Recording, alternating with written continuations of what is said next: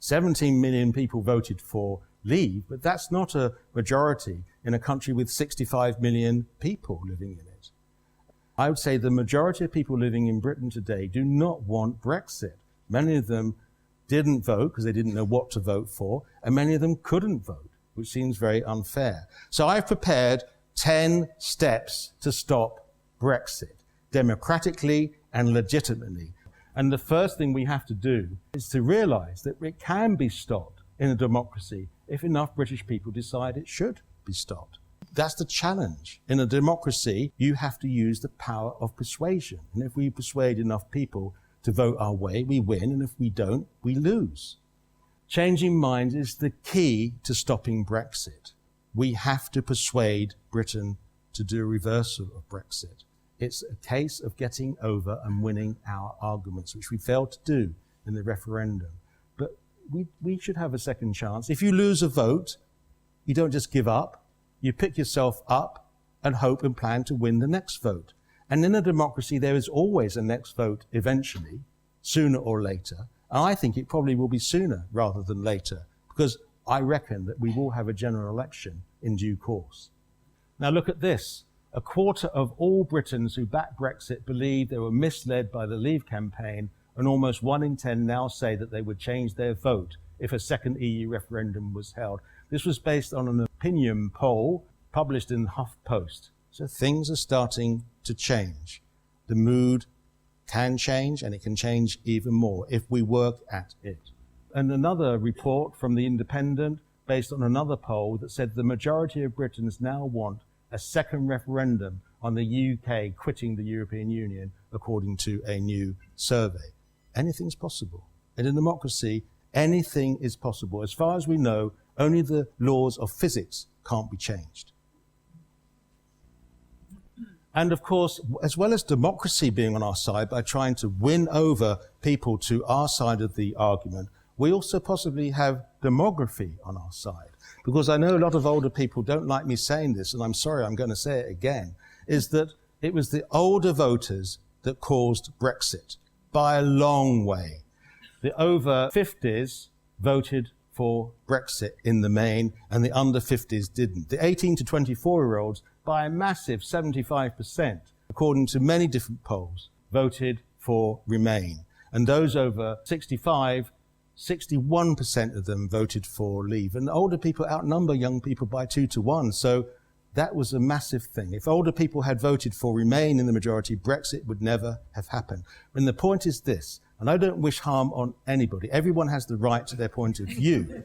But as older people leave and die, and younger people come of age, the future of Britain is to remain or to rejoin the European Union, because that's in the main what young people want. And it will be young people who inherit Britain. So maybe it's better that way round than the other way round. Young people want us in Europe. They don't want to shrink their horizons. They don't want to lose the right to live, work, study, or retire across our continent.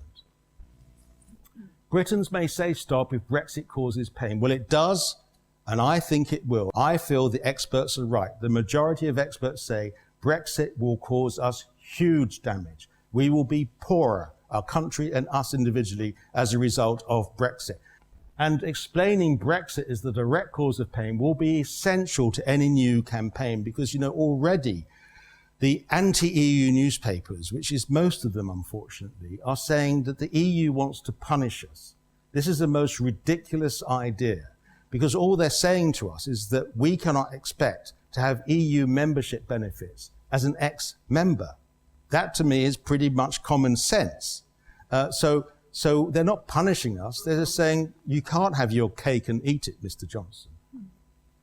And Britons need to be persuaded that the pain will stop if Brexit is stopped. Well, a lot of people voted Leave because they were told, they thought that their lives would be better if only we didn't have so many foreigners here, and if only we didn't belong to the EU. Well, EU migrants in Britain represent just 5% of our population. That is hardly mass immigration, and the vast majority of them are in gainful employment, making a massive contribution to our treasury. And the EU is not the cause of our problems, but their lives won't get better after Brexit it will get worse, I believe. And so we need to be able to persuade them that this pain of Brexit making us poorer will come to an end if only we come to our senses. And then Britons need a better vision of hope than the one Brexit falsely offered them. The problem in Britain today is that we have poor areas of the country, people using food banks, people who are underemployed or zero-hour contracts, who are not having a decent life. It is not the fault of migrants and the EU. We should not be scapegoating them. It's the fault of our politicians. We shouldn't let them off the hook. We need successive governments to invest billions into the infrastructure of Great Britain, into more training for our workforce, for more affordable homes, for more hospitals. We need all that, and none of that is to do with migrants or the EU. And unfortunately, that hasn't been properly understood yet. In fact, by voting Brexit, we're letting our political masters off the hook, and we shouldn't do that. And a new campaign needs to reach out to the moderate, fair-minded, middle-of-the-road Britons, who are the majority. In my view, the 17 million or so who voted for Leave are not bigots, they're not racists. They sincerely believed that voting for Leave was in the best interest of the country and themselves. They were told it was, and they believed it. And I don't blame them. I don't blame them. I blame the politicians who told the lies and not the people who bought them. And Brexit won't be stopped by trying to persuade the ardent Brexiters who are very loud, who come onto my Facebook page and tell us to shut up and stop. There are not that many of them. I think they're in a minority, and they don't represent the vast majority of people who voted for Leave. And there needs to be a new, serious and determined alliance of anti-Brexit parties and politicians. Well, Vince Cable, the new leader of the Liberal Democrats, said, when we know what Brexit means, the people should get the choice, the government deal or an exit from Brexit. Well, I agree with him. Unfortunately, they haven't got many MPs. Their fortunes may be turned around. We don't know. There's a good chance that the Lib Dems may work with another party. Maybe a general election will be around the corner because not many parties last long without a majority. And finally, a campaign needs to win a new democratic opportunity for Britons to reconsider Brexit. Because if we change the mood of the country, which I think is the job we need to do, it's pointless unless we have a democratic opportunity for that new mood to be expressed. I think it could be a general election quite soon, so we need to campaign now.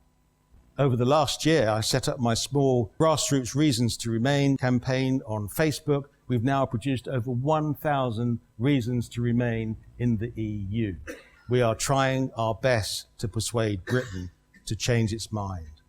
And of course, we need you to pass them on, because the only way that we will change this to turn it around legitimately for another generation is to persuade the nation to turn around Brexit. Because the EU referendum campaign was flawed. The country was misled. The antidote to lies is the truth. And the truth normally prevails in the end. But we don't have much time. So our job now is to persuade Britain to do a U-turn on Brexit. That's what we have to do. And if we can do that and Britain changes its mind about Brexit, that will be the democratic process. That will be the new will of the people. Because in a true democracy, voters are allowed to change their minds. Thank you.